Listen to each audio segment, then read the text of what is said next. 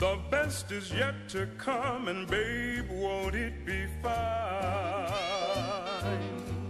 You think you've seen the sun, but you ain't seen it shine. Hello everyone, and welcome once again to Ask the Treksperts. I'm Captain Logan. And I'm Sarah. Sarah, what are we doing today? Well, today we're talking about two-parters. Two-parters. Namely, our top 5 favorite two-parters. This is a topic brought to us by Barbary Otaku. And the number 4. And the number 12. Or 5. 2.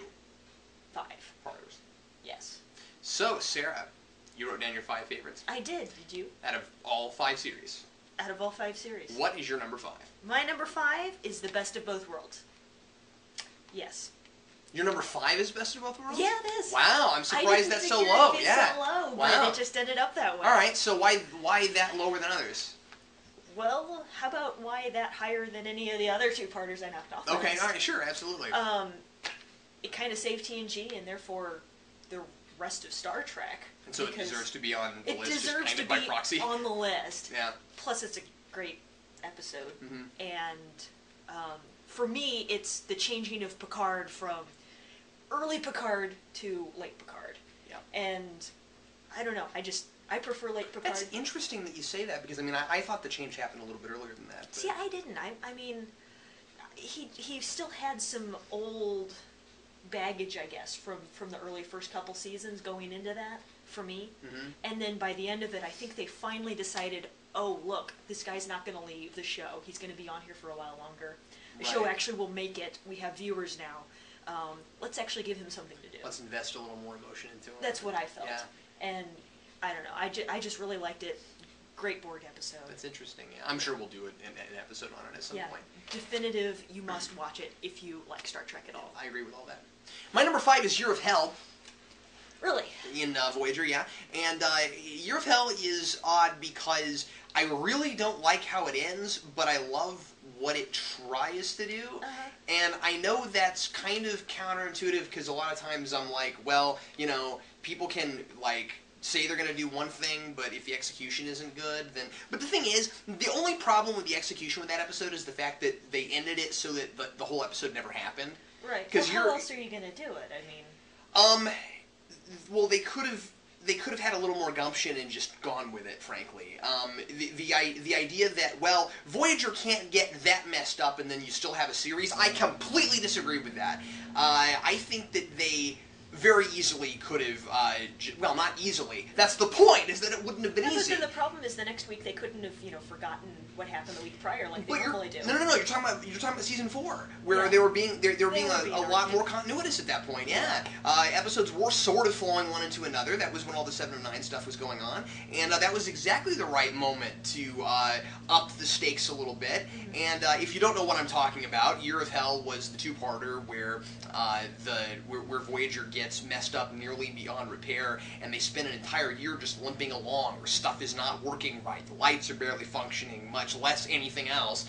And in a lot of ways, I felt like that's what the show should have been in the first place. Is that they're not only lost in the Delta Quadrant, but they're not comfortable. I mean, because Voyager always talks about how they have to have, they have to have their rations, and they have to limit power and stuff. But they obviously don't really all that much. And so, but like here we actually saw them struggling, and so that part of it worked really well. I thought it was handled well. I thought all the actors were deeply invested in making it look difficult. Yeah, and I liked the chemistry between Janeway and Chakotay. Oh, absolutely. That was the thing it had going for it. Yeah, absolutely. That was some of the best Janeway and Chakotay stuff, barring Scorpion, in my opinion. Yeah. And so anyway, the only problem with that episode for me is the last 5 minutes. I'm not bugged by the fact that they did time travel stuff in it. I do like Anorax. I do like the Krenim, but just because you've got a bad guy who's messing with time doesn't mean that the entire thing at the end has to be a mulligan. Yeah, but that's what happens. Everyone seems to have to do that when you get a time travel Where episode. if you mess with time at the end of it, it no longer happens. Yeah, nothing that happened in the episode counts. So that's why I'm counting it, even though it does have problems with 5. that. That's why it's my number 5. Yeah. Sure. Well, my number 4 is In a Mirror Darkly. All right. Enterprise 2-parter from 4th season. It totally takes place in the Mirror universe, yep, which is really a cool concept. They even changed the intro music to it, the intro sequence, everything. That was one of the cool things about it, is that they pretend for 2 episodes that we're on a different show now, yeah, and that's awesome. It really sets the mood for that episode, and it's a darker episode, but it's fun. But all also at the it's same played time. up for comedy in the same yeah, way, without being hokey. Yeah. Well, there are some slightly hokey things, but they work for me. I'd say that's one of my favorite, I guess, moments from season 4 Enterprise. Sure, yeah. Is that episode, just because it's such a fun episode, and it does something that none of the previous Trek episodes have done. The thing I like about it, especially, is just being Mirror Universe, is that unlike DS9, it feels like the same Mirror Universe that we had in TOS. Not dogging DS9 too much, because of course, 80 years later, it's gonna be different. But it was kind of fun to go back and visit something a little closer to what we saw the first time. Yeah, well, and it's setting up the human race is superior and treats all the other aliens as Yeah, I mean, less. it was dealing as much with TOS Mirror Universe as DS9 did. Yeah. I mean, as it was dealing with DS9 is what I was going to say. Yeah. Yeah. Yeah, definitely. So what's your number 4? My number 4 is also the same, In a Mirror Darkly. Okay. It's my number 4. What's your number 3? My number 3 is Redemption. Redemption. I love Klingons. I have to admit it. I am a big Klingon buff, and especially all the cultural stuff that happens in TNG, and then a little bit more in Deep Space Nine also. Yeah.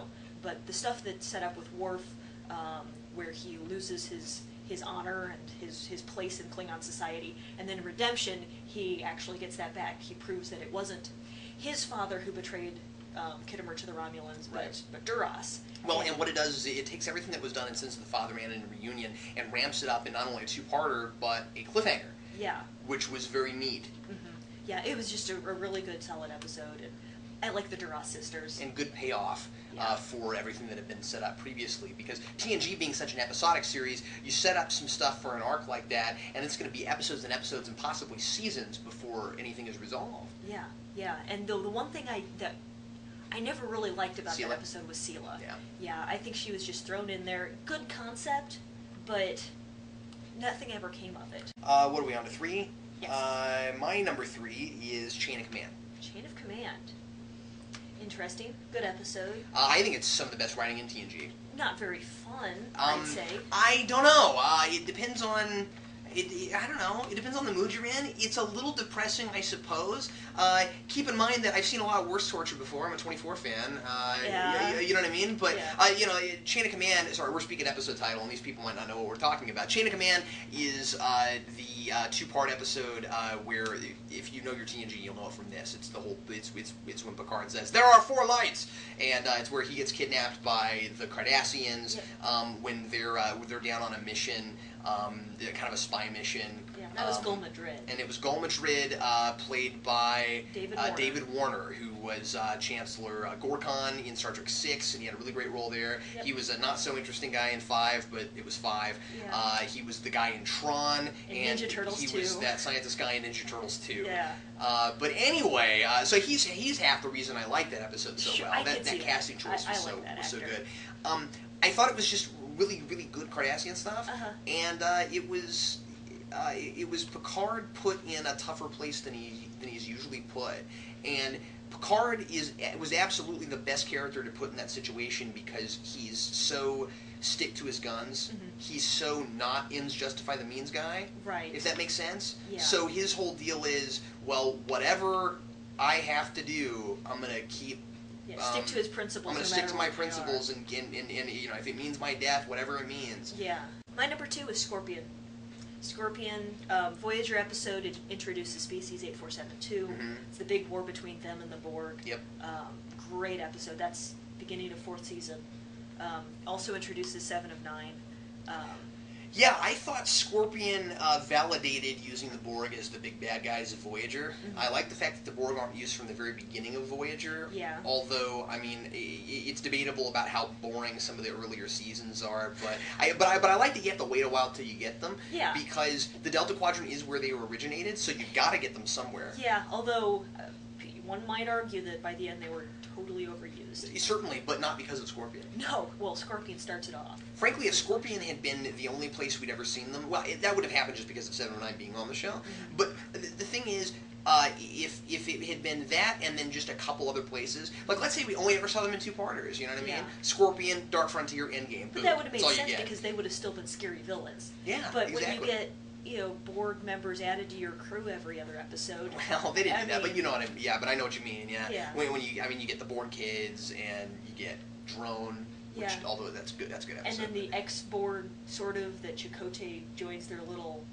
That's before that. Oh, is it? Mm-hmm. That's actually the first time we see the Borg, but we don't really see the Borg. We just see some ex-Borg. Yeah. No, that's before that. That's the setup for them. That's how we know we're about to get there. That's an episode called Unity. That's toward the end of 3, just before we get to Scorpion. Yeah. My number 2 is also Scorpion. Really? Yep. All right, number 1. Okay, number 1, absolute best 2-parter in my opinion. Yep. Unification. Really? Yes. That didn't make my list. You're kidding me. I love Unification, but it didn't make my list. That's one of the best Romulan episodes, I think. Yeah, it is really good. And Spock's in it. You can't knock Spock. Maybe it should have made my list. I found this to be really difficult to do, actually. Really? Yeah, because there were a lot of things that I just had a hard time putting one above another. Uh-huh. Like, I didn't put Redemption or Unification on the list, but I'd say they're every bit as good as my 4 and 5. Okay. Yeah, see, once I figured out just hard to do. which 5 I wanted to put on my list, the order was easy. Yeah? Yeah, and... I mean, my 5 was Year of Hell, and my 4 was Intermere Darkly. It would have been really easy to take those off and put Redemption and Unification on. It was just hard for me to do. Sure, but I just like the whole Romulan scheming to take over the Federation. And Sela works better in this. I mean, at least she's proactive, even though her plan is kind of stupid and doesn't work. Yeah, I find the second part of that, with the exception of the data stuff, because I think that the data stuff is really good in that. I just find her plot, like you said, to be kind of silly. Mm-hmm. The whole thing with the hologram was kind of dumb to me. And it wasn't what I was expecting. I think the biggest disappointment for Unification for me is 2 things. One being that Leonard Nimoy is only in the second part. Mm-hmm. Spock doesn't get to be in both parts, and I don't love it. He's in the tail end of the first, but for all intents and purposes, he's only in part 2. Yeah.